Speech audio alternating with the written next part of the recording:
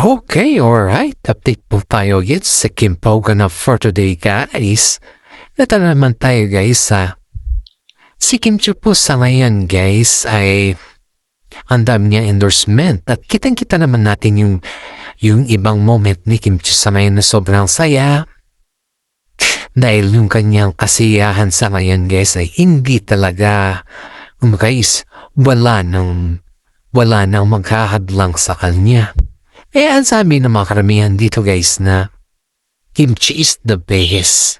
Dahil ang daming mga netizen po dito ang nagsasabi na napakaswerte ni Kim Chiu. Dahil si Kim Chiu po ay binigyan ng maraming ayuda. Hindi na, is yung ayuda na sinasabi natin guys is yun yung mga ayuda na kung saan ay ang dami nga endorsement sa ngayon. Sabi nga din ng mga iba na kung saan ay simula nung nakaroon o simula nung naging sila ni Paolo Avellino, mas marami na po ayuda si Kim Chiu sa ngayon. Kaya nga po, blessing kay Kim Chiu yung nangyayari sa kanila ngayon ni Paolo dahil kung hindi yan blessing sa kanila is mas marami pang tao ang magkakanda gusto kay Kim Chiu guys. And of course naman dyan guys saludo naman po tayo sa mga gumaganap at nagagabay sa kanila ni Paolo Avellino dahil si Paolo po ay isa sa mga nagbigay ng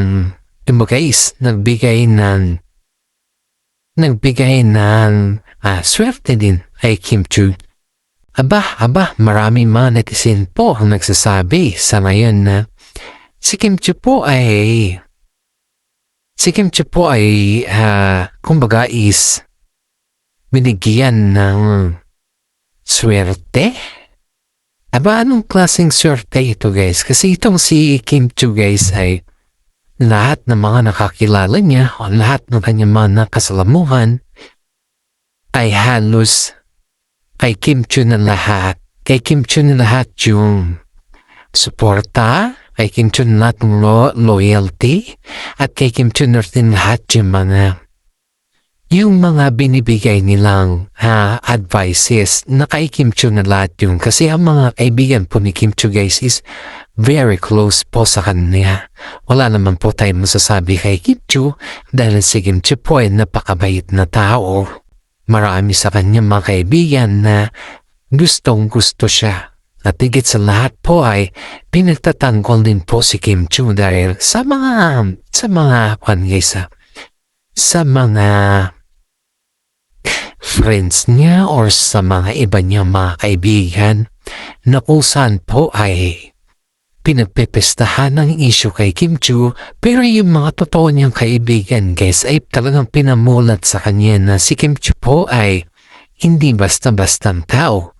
Talagang pinakita dito guys na kaya nilang ipagtanggol si Kim Chiu, kaya nilang bigyan siya ng tamang gabay at kaya po nila siyang advisean kasi si Kim Chiu po ang magdadala sa lahat ng bagay.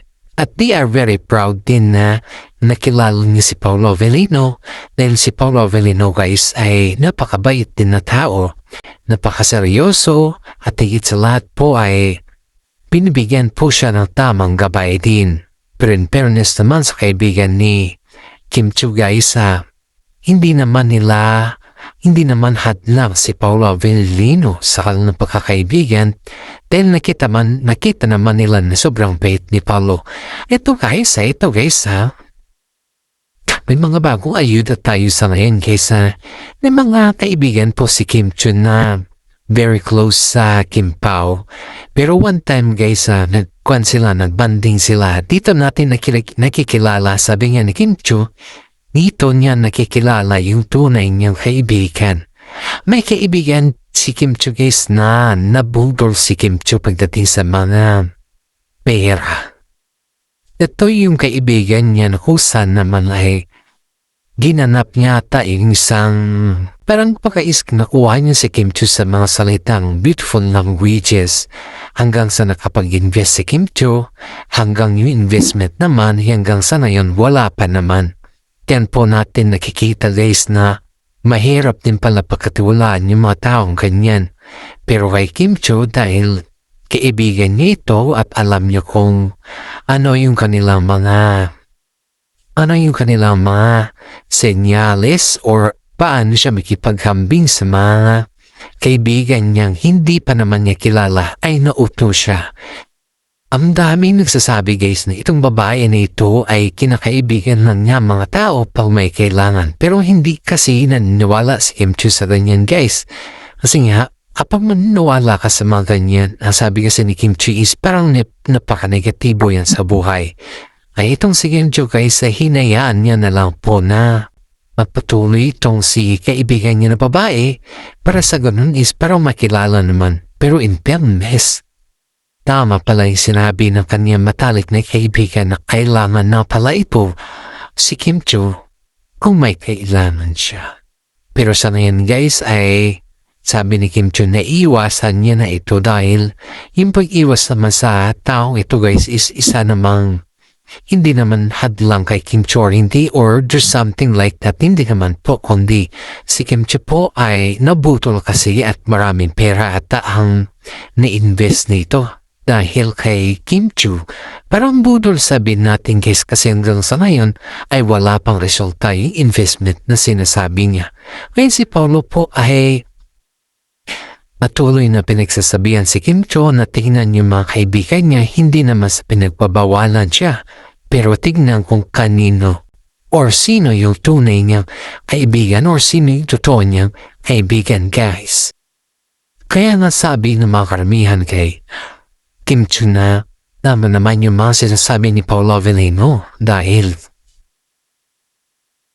nakita naman talaga nila na very concerned si Paolo kay Kim Chiu at hindi lamang po very concerned guys hindi parang pinadaman ni Paolo Avellino na siya po ay hindi plastic kay Kim Chiu.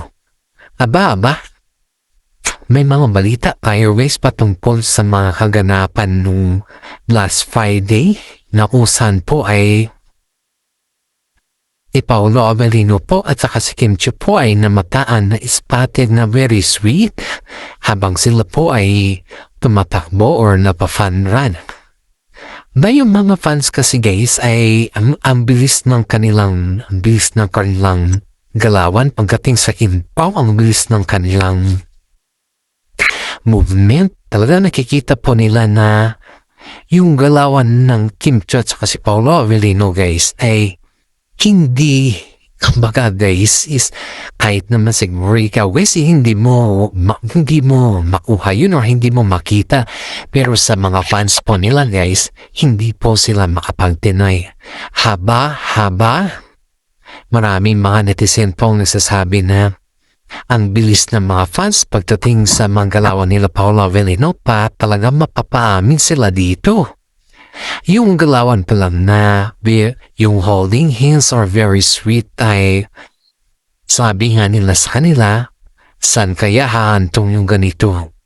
Saan kaya sila? Pero in fairness guys sa mga fans naman o sa mga masugid naman nilang fans na palagi nandyan sa kanila ay kina-capture lang po yung mga magagandang moment na hindi naman yung puro negative yung kanilang kina-capture kundi yung mga magagandang moment po nila guys. Kaya na po sabi ni Mami ni Paolo Avellino na hindi naman lahat na mga nandyan or yung mga kasama nila na nanonood sa kanila guys is puro negatibo yung kanilang binabagsak sa kanila. Pero in fairness naman dito guys kina-capture lang talaga yung mga magaganda naman. Kasi nga syempre pag idolo mo yung isang tao normal lang naman na magaganda yung kina-capture mo. Sabi nga ni Mami ni Paolo Avellino na napapasalamat siya sa mga fans na patuloy na sumusuporta sa kila Paolo Avellino at saka kay Kim Chiu dahil lahat po naman ng mga ginagawa nila ay para din sa mga fans at para din sa kanilang mga future. Siyempre guys, kung ikaw naman po yung fans ni Paolo Avellino, aba isipin mo talaga na Saan kaya hahantong yung mga ganito? In fairness yung mga ibang tao hindi napansin yung mami ni Paolo Avellino na sumusunod din kila Kim Pao hindi nila napansin pero may isang fans talaga na kilalang kilala. Pansin na pansin natin mga galawa nila. Aba, sabi ng mga karamihan guys, aba, kahit pala nung gawin nila Kim Pao pag yung loyalista, yung loyal ba sa Kim Pao guys, wala talaga silang magagawa. Kung loyal ka rin isang tao or kung talagang kabisado na isang tao ang kanilang mga ginagawa ba, yung pamilya o yung kaganapan or kung ano man klaseng basta related po sa kila Kim Chiu at si Paolo Avellino ay hindi po sila yan. Kumbaga is makikita nila talaga yan. Kaya itong fans na to guys is malakas ng matay. Sabi nga ni Ogie Diaz na kahit anong takip or kahit anong mas pa yung gagamitin nila pag fans talaga yung alikot alam na alam talaga yan. Kahit niya sa likod po lang ni isang artista kung talagang yan ay butong-butok alam na alam talaga nila yan. Kaya nga sabi ni Ogie Diaz na si Paolo kahit hindi man yan magsalita dahil kapag nagsasalita naman yan dapat approve kay Kim Chiu Kasi si Paolo hindi yan nagsasalita kung hindi approve kay Kim Chiu. Normal na kay Kim Chiu mo nadadaan yung lahat na kanyang mga sasabihin. Kaya si Paolo sobrang bait niya. Kilala natin si Paolo na mabait. Pero in fairness sa sobrang bait niya hindi yan pwedeng magsalita kung walang approve si Kim Chiu. Kasi nga respeto ni Paolo Avellino yung decision ni Kim Chiu dahil ganon niya kamahal si Kim Chiu. Yan po yung nabitawan na salita ni Ogie Diaz tungkol kay Paolo guys kasi every time na nai-interview kasi si Paolo guys ay itong si Ogie Diaz nakakakuha ng puntos. Kumbaga guys is nakakakuha siya ng mga idea na pinagtutong mo. Pati yung mga fans, pag pinagtutong nila kung si Ogie mag-i-interview, may mapapaamin talaga dito. Kaya si Kim Chiu guys, kapag may mga interview dyan, ay kapag si Paolo na yung tinatanong, si Kim Chiu na yung sumasagot dahil alam niya na pagdating kay Paolo, pag si Paolo ang tinanong, alam niya na magsasabi si Paolo Avellino ng totoo pero sabi kasi ng mga management na wag muna nilang sabihin o wag muna nilantad yung lahat-lahat dahil pag ilalantad nila yung lahat-lahat din guys is mawawalan ng kilig yung kanilang mga fans. Sobrang bait talaga yung mga kaibigan ni Paolo Avellino at saka si Kim Chiu guys dahil nakita naman nila na kahit paano ay nandyan pa rin sila sa isa't isa or sa kanilang mga tabi. In fairness kaysa nagbigay po ng blessing sila Paolo Avellino at si Kim Chiu sa kanilang mga fans kung saan po ay nagdala po sila ng mga ayuda.